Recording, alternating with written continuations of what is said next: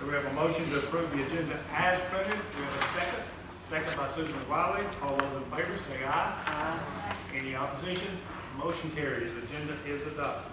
Also, you had a chance to review your minutes of the regular session of October the 5th. Any corrections, say clerical on this? Not, we have a motion to accept the minutes. Motion by Dr. Glatt.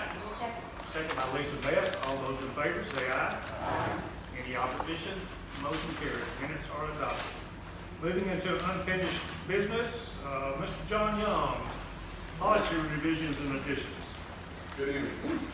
At the October 5th board meeting, I presented 8 policy revisions.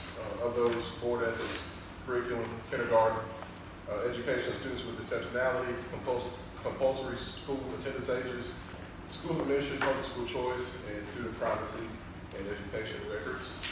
You are also given policies being recommended for addition, and that is IDEFC, cameras in the special education classroom. We're going to make a decision now regarding these revised policies and the addition of one new one. Our recommendation is that the board approves these revised policies and the one additional policy that's brand new.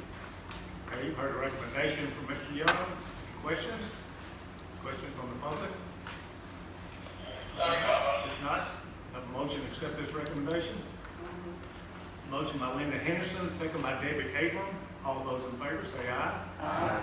Any opposition? Motion carries. Thank you, Mr. Young. All right, moving into new business, consider adoption of resolution ordering and calling special elections to be held on the renewal. We want to emphasize renewal of special taxes. Mr. Sluter or Ms. Big, who wants to head this off? I'm going to defer to Mr. Schluter. Okay, Mr. Sluter, welcome. Thank you. It's good to see you again. Grant Schluter with Fuller Udell Bond Counsel. It's time again to do your periodic renewal of your 10-year millages. And I would also emphasize these are renewals, not new taxes. You have 2 propositions. They'd be submitted at the March 26th, 2022 election. And the first is for the parish-wide millage for Consolidated School District Number 1. It's 10 mills, 10 years, and the purpose is identical to that which was authorized at the last election. The second proposition that's up for renewal would be the Ruston School District, 2.53 mills, 10 years, identical purpose to what was approved at the last election. The resolution also provides, as required by law, that you set a canvass date to canvass the returns after the election. We've listed May 3rd at 6 o'clock, which I understand is a regularly scheduled meeting of the school board to canvass the returns and declare the results of the election. If you have any questions, be happy to answer them. Okay, I need to back up one step. We are in public meeting as of this time for this resolution. Okay, I'm sorry. All right, any questions from Mr. Sluter on these items?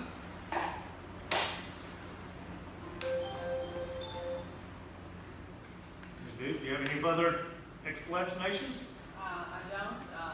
These millages in the Ruston School District Number 1 is mainly for utilities. And then the parish-wide millage helps to support operations of the school system, pay for health insurance costs, utilities, additional utilities, and to help support those other M&O funds who are also paying for utilities. It also provides for structural materials and supplies, the purchase of school buses, and with our insurance renewal for general liability insurance renewals, that cost has increased greatly as well in the last couple of years. It helps to fund that as well. Okay, thank you. That clarifies a little bit what the money goes toward. Correct. Again, I emphasize this is a renewal, this is not a new tax. Okay? And we keep stressing that everywhere we move, we need to really stress that. Mr. Hancock? I just like the motion. Okay, I thought you were doing so. All right, motion. I make a motion to Okay. adopt the resolution ordering and calling special election to be held on March 26th, 2022 in Consolidated School District Number 1, and in Ruston School District Number 1 to renew millages there at the rate of 10 mills for 10 years, beginning in 2023, and 2.53 mills for 10 years, beginning in 2024, respectively, making application to the State Bond Commission and to provide for other related matters. All right, we have a motion by Donna Dawes. We'll let Danny Hancock second that motion. Any further discussions? Not, I will vote. All those in favor, say aye. Roll call vote. Roll call vote. Linda Henderson. Yes. Howard Smith. Yes. Arthur Andrews. Yes. George Matt. Yes. Debbie Abram. Yes. Danny Hancock. Yes. Donna Dawes. Yes. Susan Wiley. Yes. David Ferguson. Yes. David Gillette. Yes. Lisa Best. Yes. Joe Mitchell. Yes. So that is 12 affirmative, no abstain or no nays. Motion carries.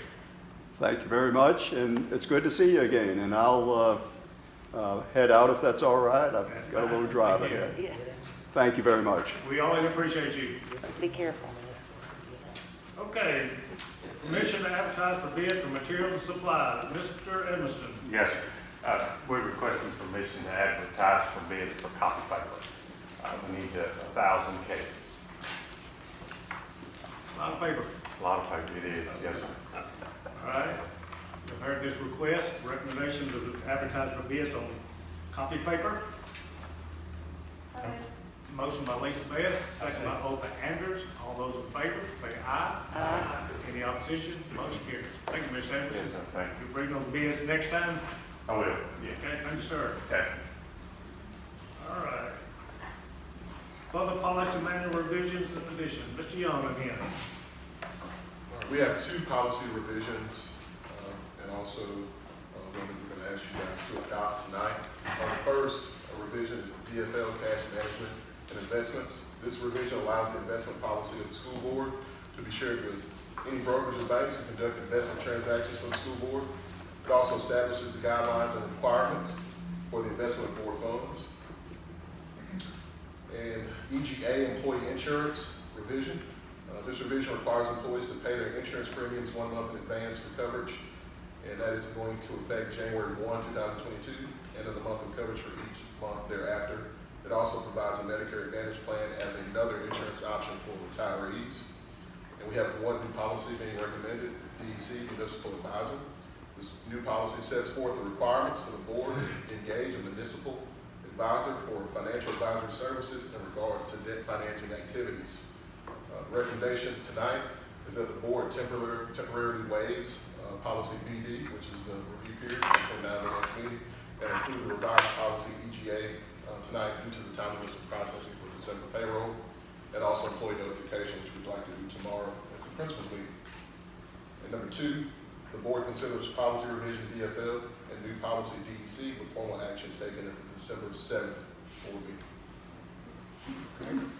First, we need to temporarily waive BD. Yes. All right, y'all have any questions of Mr. Young on these items? What we're doing, because of the time frame, instead of reviewing EGA and bringing it forward the next meeting, we need to pass it tonight. So we need to first of all vote to waive by BD, reviewing the policy, vote on that, and then we will vote on adopting EGA tonight. Mr. President, I move that we temporarily waive policy BD, which is the review period that we normally have, and that we approve the revised policy EGA due to the timeliness of processing for December payroll and employee notification. Do we need 2 separate votes? Okay. First of all, we just have to approve BD. Then that's it. Okay. We'll go out of the regular. All right. Okay. Okay. First of all, we're just approving policy BD for changing the review period. All those in favor say aye. Aye. Oh, I'm getting a second, I'm sorry. Motion, second by Lisa Best. Okay. Motion by Dr. Glatt, second by Lisa Best. Motion, all said aye. Any opposition? I know this is confusing. All right. No opposition. Motion carries. Now we can adopt EGA.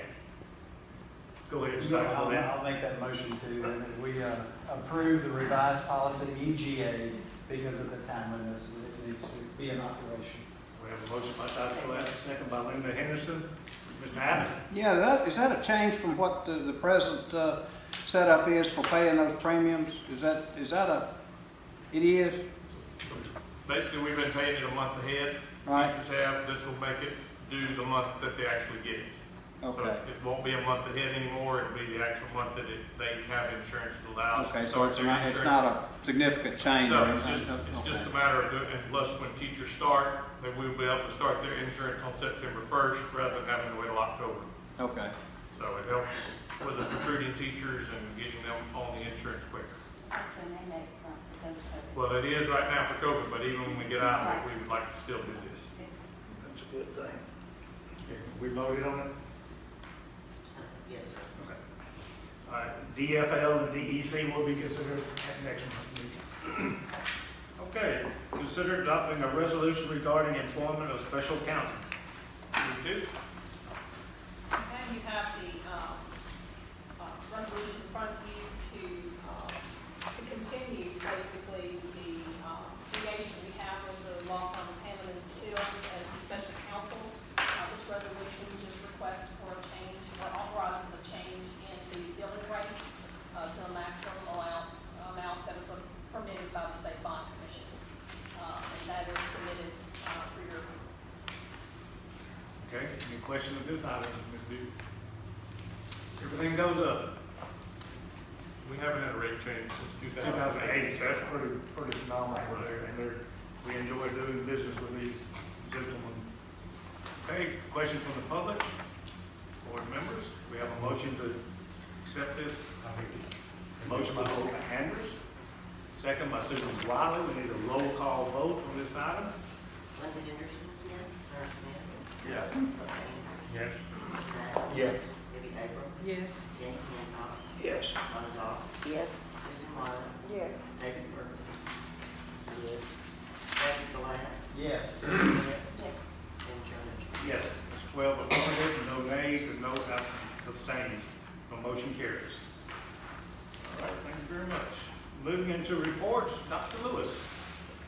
President, I'd like to report 1 staff recommendation, 2 school food service recommendations, and 2 bus operator resignations. Short report for us. Yep. Thank you. Any questions, Dr. Lewis, on this? All right, moving into our finances then. Ms. Duke again. Okay, you have our sales tax for collections for the month of October. These are collections for the month of September. Total collections this month compared to collections in October of last year are up about 36.09%. Fiscal year to date, we're up 39.11%. This will be the last month that we will be comparing collections to the prior year without the new sales tax that where we began collection on October 1st of 2020. Performance equivalent for the month, we're up about 8.9% compared to this month last year, and year to date, we're up around 11.3%. Okay. So for our monthly financial report, you have that for you. Also with the details, but overall, our undesignated fund balance and our general operating funds are at 19.2%. As we move through this last part of the calendar year, we're watching and seeing that being reported at a lower amount each month, which is normal. We're still above the 10 to 15% that bond writing agencies like to see our fund balance, but it's okay. This will continue to drop until we get our new collections in, starting a little bit in December and then in January and February of the new year. Okay, and then we have our health insurance report. For the month of September, you have that comparative data to 2020, and I would just like to point out the total claims expense. Total year to date for calendar year 2021, we're at 9.7 million in expenses paid out compared to 8.4 million this time last year. So we are seeing an increase in our claims for the last few months. June was a high month, and then here in September, this is a high month for our claims as well. The average for the calendar year 2021 is about $733 in claims this time last calendar year. So we're starting to see that uptick as we start to relax some of the COVID protective measures and rules. Hopefully, all of this will be behind us, but just beware of the rising costs, which we kind of somewhat anticipated would happen at some point when it's begun. Okay, any questions, Ms. Duke, on the finances? All right, thank you, Ms. Duke. Mr. Dewey? Yes, sir. Okay, just a little update. We started our testing. Our 6th, 7th, and 8th graders took the English portion of their innovative test some last week, finished up today. We have a few makeups still to go, but English now with our state for 6th, 7th, and 8th grade is broken up to test 3 times a year. So we've just finished the first part of that. All that went very positive for us. We won't get any results or anything until the end, but we did do that this last week and finished up today. Kind of our COVID numbers, last week we were at about 23 kids out. Right now we're at 19, 14 exposures and 5 positives. We've got about 5 kids coming back to school in the next 2 days. So that number's going down and still continuing to go down and going in a good direction for us. We're experiencing some trouble with cafeteria getting food, all that. We're shopping at Walmart some now, trying to do the best we can. The supply chain is really getting tough in that aspect. Even waffles, there was a plant that burned up in Michigan or somewhere that seems to, if you want Eggo waffles, you might better run and get them right quick, so I'm not told, but it's amazing one plant can shut it all down. But we still are able to get most everything we need, but this past week there were 5 pages of food items we couldn't get, and we're trying to get substitutes for that. So Ms. Tinsley and her staff, that's a challenge right now, but they're continuing to get it done, and we appreciate all the work they're doing there. Just some info for y'all. March 6th through the 8th is the Lsba convention in Baton Rouge. We'll kind of get that information to you next month. If you want to plan to go, I just want to let you know when it was and get it on your calendar. March the 6th, 7th, and 8th in Baton Rouge. That's the Lsba convention. There's a little bit of information in your portfolio there that you might want to take and look through. Reapportionment, and we will begin probably some of those meetings in the next couple of weeks, hopefully to continue with that process. That's all I've got tonight, sir. Comments from board members? We do need, everyone needs to update your ethics. Correct, by December. I sent emails this last week. All the training. If you're not sure, just inform me because of Lsba.